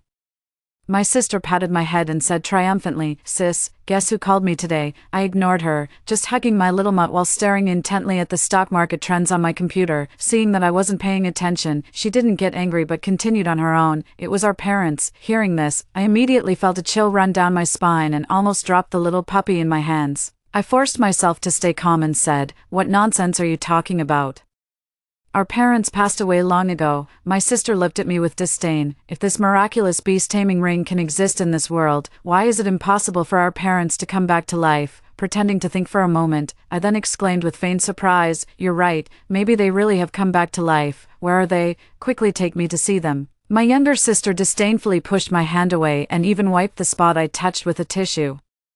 "Why would you go see Mom and Dad? They said they only acknowledge me as their daughter. After all, my achievements are greater than yours. Besides, they didn't just come back to life. They said our family is a hidden ancient lineage, and only exceptional children like me are worthy of their acceptance. Someone like you, sister, isn't even fit to reclaim your ancestry." I immediately feigned disappointment, covering my eyes and sobbing. My sister sneered from the side, "Sister, you can't blame me for this. Who told you not to be as outstanding as I am?" I didn't say a word, just kept crying uncontrollably. After my younger sister left, only then did I raise my head, with not a single tear in the corner of my eye. You should know, in my previous life, my parents sought out me, $1 trillion CEO. Not only did they make me transfer my assets to them, but they also used a small black snake to drain my fortune, and even demanded I provide my life essence to feed the snake. If I refuse, throw me into the serpent pit, letting thousands of small snakes tear and bite at my flesh. That excruciating pain remains vividly etched in my memory to this day. Moreover, the so-called reclusive families my parents spoke of were nothing but deceitful excuses. They deliberately left the beast-taming ring at home. Whichever of us sisters struck it rich, they'd come knocking to seize it. Thinking of my sister, she would suffer the same fate as me in this life. There is not a shred of pity in my heart. After all, in our previous life, my sister stabbed me to death without showing any remorse. Just as I was holding the little stray dog, deeply engrossed in studying the stock market trends, the little mutt in my arms suddenly started barking loudly. Hiss! I suddenly heard the sound of a snake's tongue flickering. In my previous life at the viper pit, I suffered greatly from this very sound. I was so terrified that I collapsed onto the ground. When I looked up toward the source of the sound, it was the little black snake. It was flicking its tongue at me, its eyes revealing a human-like mockery. I stared at it in horror. I know you've also been reborn. In this life, we'll stay out of each other's way. Why are you still coming after me? The little black snake suddenly raised its head, lifting itself high with its tail, hissing continuously. There was still a venomous look in its eyes.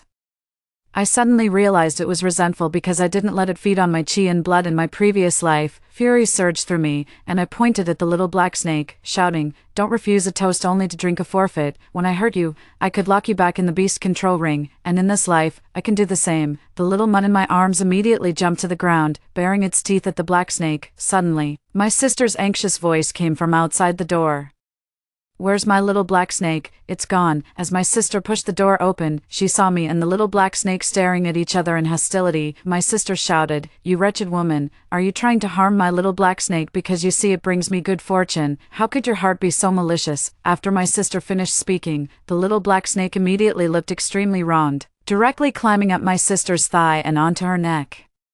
Its forked tongue was still flicking against my sister's lips. I was instantly disgusted, looking at the shiny scales of the little black snake coiled around my sister's neck, feeling physically sick. 3. I picked up the little stray dog and said coldly, "It was your black snake that crawled into my room on its own. I wouldn't even want to touch such a disgusting reptile." The little black snake's triangular eyes immediately welled up with mist. It kept nuzzling against my younger sister's chin.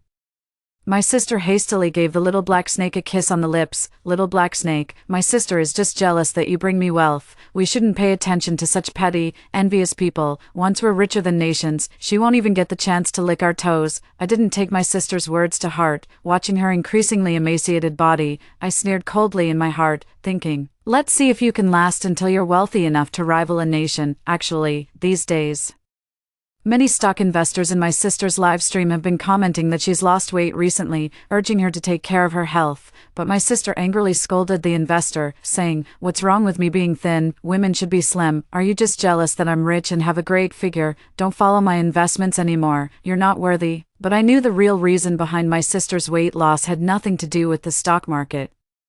It's because the little black snake frequently plunders others' financial luck and needs to feed on my sister's vital energy, but none of this has anything to do with me. However, due to my sister's interruptions, I can no longer focus wholeheartedly on observing the stock market trends. Instead, I started searching online for information about mom and dad. Money makes the mare go. Plus, I'm already a multi-millionaire now.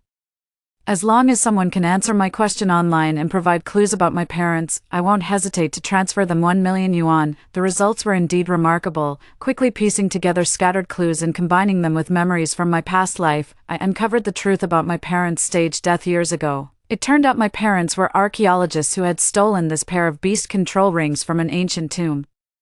To avoid surrendering the beast control rings, they chose to fake their deaths. Their feigned death wasn't solely to avoid surrendering the beast control rings, it was also because they discovered these rings could generate astonishing wealth, but were harmful to the wearer's health. That's why in my previous life, after seeing me become a billionaire CEO, they came knocking at my door, and in this life, since my sister became the billionaire CEO first, they naturally sought her out instead. Fabricate a lie about a reclusive family to keep my foolish younger sister firmly in my grasp. Suddenly, beads of sweat broke out on my forehead. In my previous life, even when I offered to hand over the little black snake and transfer all my assets to my parents, they still refused to let me go, and even allowed the little black snake to drain my life force. They say, even a mosquito is still meat in this life. Although I haven't made a fortune with this little mutt, my parents definitely won't let me off the hook. They also don't want the secret of the beast control ring to spread. I stared firmly at the little mutt. I must be well prepared to face my parents. Sure enough, the excuse our parents made up convinced my younger sister completely. My sister even spent a fortune to organize a family recognition gathering. The day before the gathering, my sister called me. "Tomorrow is the family recognition event I prepared for our parents.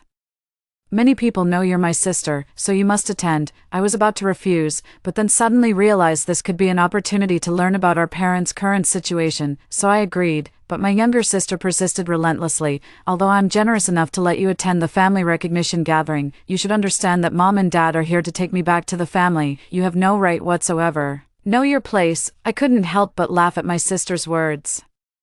Those vile parents of ours, I don't need them. Amused, I replied, if that's how you feel, maybe I shouldn't go after all. It'd save you the trouble. After all, if by chance Mom and Dad decide to take me back to the family instead, wouldn't that embarrass you? My sister's voice faltered for a moment before she screamed hysterically, Dahlia, I'm telling you, Mom and Dad would never take you back to the family. A worthless person like you doesn't deserve it. I didn't want to say anything more to my sister, so I bluntly stated, then I won't go. Someone as worthless as me doesn't deserve to attend your wedding celebration. Just as I was angrily about to hang up the phone, a heavy coughing sound came from the other end of the line, which sounded somewhat familiar to me. A male voice suddenly spoke up, Dahlia, it's Dad. Even if we're not bringing you back into the family, you should at least come see me and your mom, otherwise. People will say your parents are snobs who only acknowledge your wealthy younger sister but not their down-and-out older daughter. Listening to my father's unceremonious voice mocking me, I was just about to speak. My sister abruptly cut in and said bluntly, you must attend tomorrow's wedding reception no matter what. I'm now a household name, and your absence will definitely generate negative publicity for me. I order you to attend. With that, she hung up the phone. I wasn't actually angry, because verbal taunts like this have no effect on me. I stroked the little mutt's fur, pondering for a moment. I still decided to attend the wedding reception. After all, in my past life, I knew too little about my parents. When the wedding reception was held as scheduled, and I attended as promised, as soon as my parents saw me, their faces immediately lit up with smiles. Waving at me, they called out, Dahlia, long time no see. Seeing the warm smiles on my parents' faces, I suddenly recalled the tragic experiences of my past life. In a hurry and fear, I lowered my head and whispered faintly, are you really my parents? I forced my heartbeat to calm down and made my tone appear as composed as possible, pretending not to know them. I chatted with them excitedly, but unexpectedly, Dad gave a sinister smile and said bluntly, Dahlia, why are you still pretending not to know Mom and Dad? Didn't you also get reborn? What's the point of acting like a stranger here? Hearing these words, I nearly collapsed to my knees in fear. Watching the sinister smiles on my parents' faces, cold sweat poured down my entire body. It turned out that not only had I and the little black snake been reborn, but my malicious parents had also been reborn. I forced myself to calm down and said with a puzzled expression, Mom, Dad, what are you talking about with this rebirth? I don't understand. How could I pretend not to know you? But there really aren't any photos of you two at home, and I have no memories of you in my mind. I genuinely don't recognize you. My parents exchanged knowing smiles. Mom directly pulled out her phone, pointing at the stocks I had recently invested in on the screen. If you weren't reborn, how could you have invested in these stocks so accurately? Do you still want to explain? I froze for a moment. My hands clenched behind my back until my palms bled. Forcing calm, I said, this data came from my all-night research, and I've also had several failed stock investments. This doesn't prove I'm reborn. My parents immediately sneered and pointed at the small stray dog behind me. What makes you think you could be reborn? If it weren't for your previous life where you donated all your assets to the orphanage and threatened suicide, do you think I would have used the beast control ring's power to let you be reborn? At this, I was completely stunned. Turns out my rebirth was entirely orchestrated by Mom and Dad. I stared at them in disbelief. They looked at me coldly and said, do you know why we made the little black snake reincarnate too? Only this way could it gain enough vitality to absorb, and you, with memories from your past life as a billionaire CEO, must possess extraordinary financial luck. When the time comes, your sister will use the snake to drain your fortune. That's how your mother and I will finally become the world's richest people. I felt like I'd been plunged into an ice cellar. I always thought my rebirth was God having eyes, never imagined it was all planned by these wicked parents. In panic, I knocked over a red wine glass onto the floor. The sound of shattering glass immediately caught my sister's attention. Without a word, my sister slapped me across the face the moment she saw it. Haven't I made it clear already? Mom and Dad came today to take me back to the family. It has nothing to do with you. Did you break that cup on purpose just to grab everyone's attention? That slap from my sister snapped me out of it. I took a deep breath and kicked my sister to the ground. Only someone like you would acknowledge such vile parents. I want nothing to do with them. My sister lay on the floor, clutching her stomach, glaring at me venomously. "You're just jealous, aren't you? Jealous that mom and dad aren't taking you back to the family, Dahlia. A petty person like you doesn't deserve to be my sister." With that, my younger sister turned and clung to our parents' legs, saying, "Mom, Dad, we don't need this kind of sister anyway. Now that I have money, we'll be even richer when we return to the family." My parents quickly turned to embrace my sister. Watching the harmonious scene of their family of 3, I simply stood up and walked away, but I hadn't gone far before turning back to scoop up my little mutt. Then I let it pee on the 3 of them, dog piss and all, right there in public. Their faces flushed crimson with embarrassment. They started cursing and yelling at me, yet my heart was filled with immense relief. Since last time I didn't even get a chance for revenge before my sister stabbed me to death. Consider this as collecting a small interest in advance. When the wedding ceremony concluded, Mom and Dad returned to their so-called reclusive family. My younger sister was holding the crown on the little black snake's head and said to me, "This is a gift left by Mom and Dad for me. They said it can enhance the little black snake's ability to absorb others' wealth." Seeing this crown, I was almost scared to death. With this crown on its head, the little black snake's scales became even darker. Like venom, in my previous life, Mom and Dad also gave me the same crown. Despite my desperate refusal, they still placed this crown upon the little black snake's head. From then on, the little black snake's gaze became more human-like, often disobeying my commands and starting to siphon away others' fortunes. It even frequently sneaks in the dead of night while I'm asleep to secretly drain my vitality. My younger sister is now gloating proudly to me. This crown is clearly priceless. Something unseen in the market, our parents said that when I use this crown to make the little black snake siphon more fortunes from others, they'll have the confidence to appoint me as clan leader once I return to the family. By the way, sister, you probably don't know yet how magnificent our family is. We practically control the global economic lifeline, yet I had no intention of responding to my sister, instead staring fixedly at that crown, seeing my silence.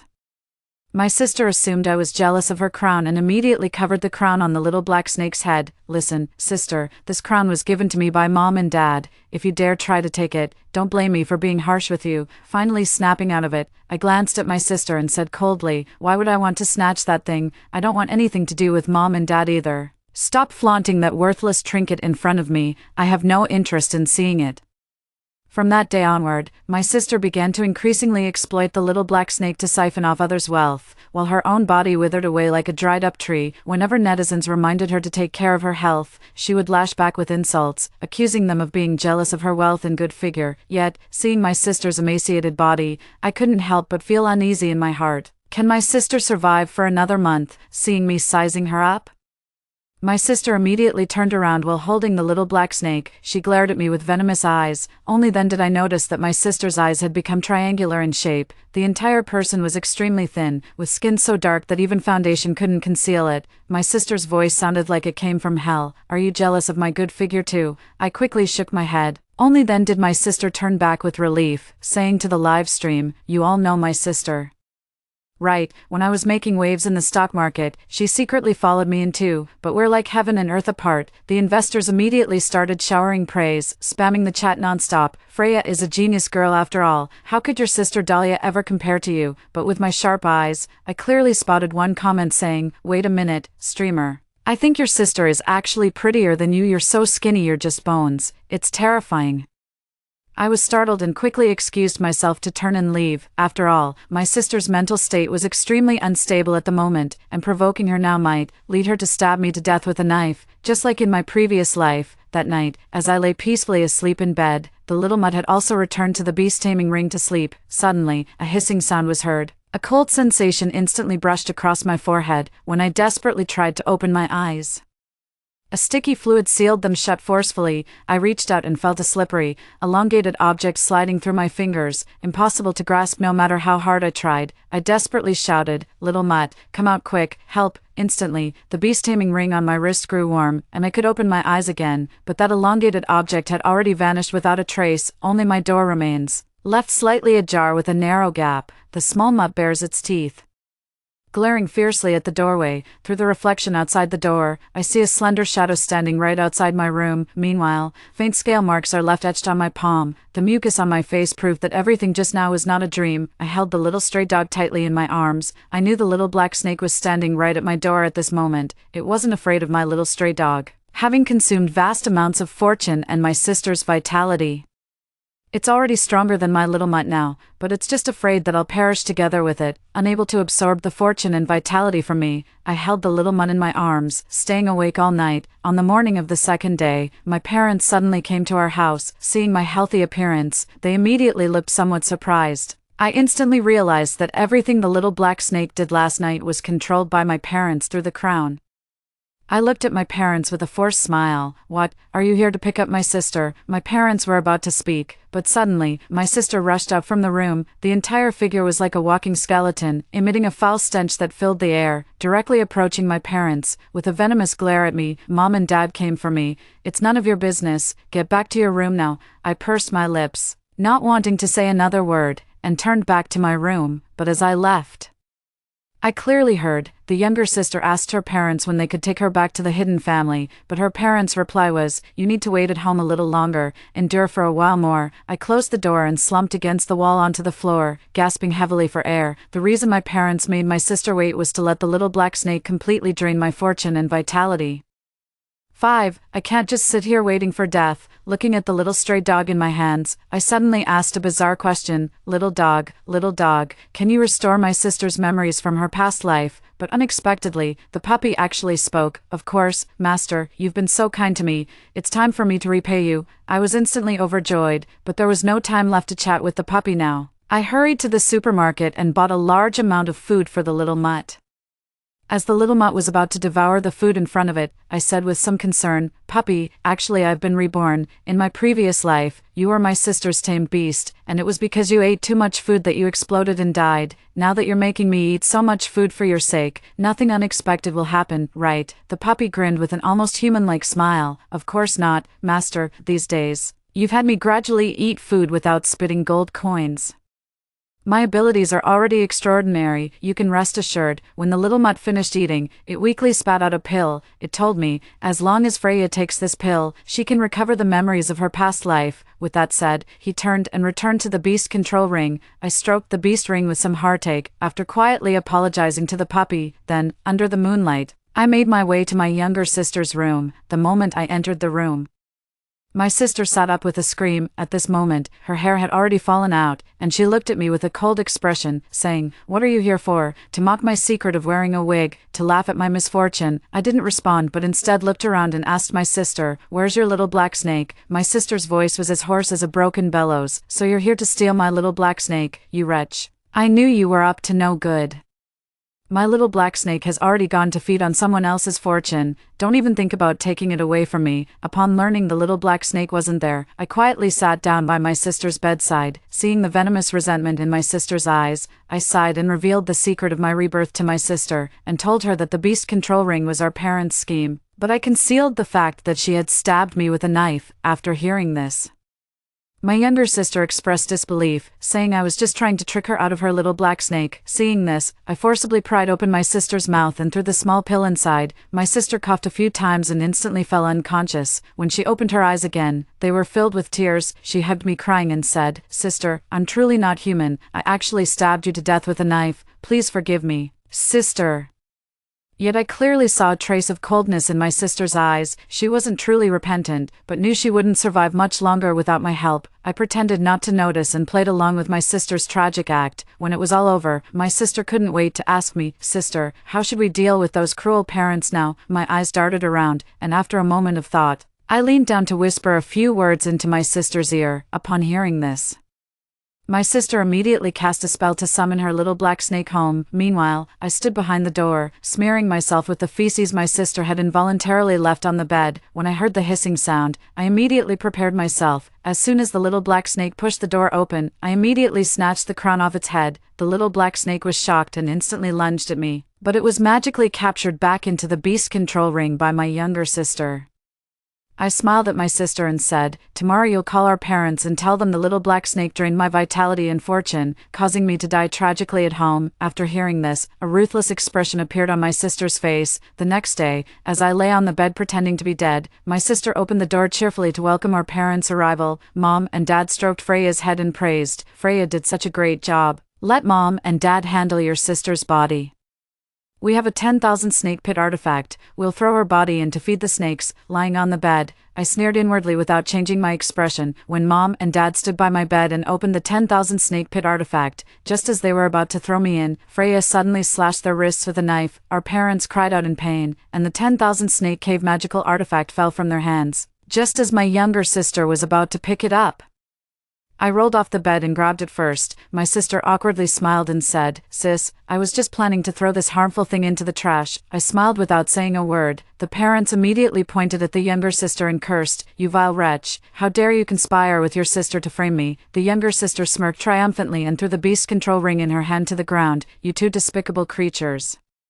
You made the little black snake drain my life force and fabricated stories about a hidden family to deceive me. If not for my sister helping me awaken memories from my past life, I would have truly become your puppet." As she spoke, the younger sister's expression grew increasingly sinister. She began slicing flesh from their parents' bodies with a small knife, subjecting them to unbearable agony. Witnessing this nauseating scene before their eyes, I stood directly behind my younger sister and waved my hand to open the snake pit. I threw both my parents and my sister inside. My sister clung to the edge of the snake pit, looking at me in disbelief. "Sister, what are you doing? Why are you throwing me in?" I chuckled softly and pried her fingers off one by one. "If I'm not mistaken, after you deal with our parents, I'll be next, won't I? Do you secretly hate me? Hate me for taking your little earth dog beast ring in this life, which led you to this fate?" Seeing that I had voiced her innermost thoughts, my younger sister immediately shot me a venomous glare, hurling all sorts of curses at me, but I merely smiled faintly and threw her directly into the snake pit. Listening to the agonized cries of the three of them, along with the hissing of tens of thousands of snakes, I instantly felt my scalp crawl. Without hesitation,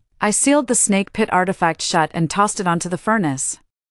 He took the opportunity to add a few more charcoal fires. Meanwhile, the beast ring of the little black snake was faintly trembling on the ground. There were even signs of it breaking free from the ring. I directly summoned the little earth dog and had it devour the little black snake's beast ring, but to my surprise, after the little mutt devoured the small black snake, it actually transformed into a 1.8-meter tall handsome guy with long legs. With his handsome face and his innate ability to spit out gold coins when eating, he was practically a rich second-generation heir. Watching the little mutt kneel on one knee, holding roses to propose to me, I hurriedly covered my face and ran away. This won't do. Humans and beasts cannot be together. But the little stray dog stubbornly chased after me, shouting loudly, "Dahlia, I love you. My love for you has broken societal norms, and I will definitely make you fall for me." It drew sidelong glances from passers-by.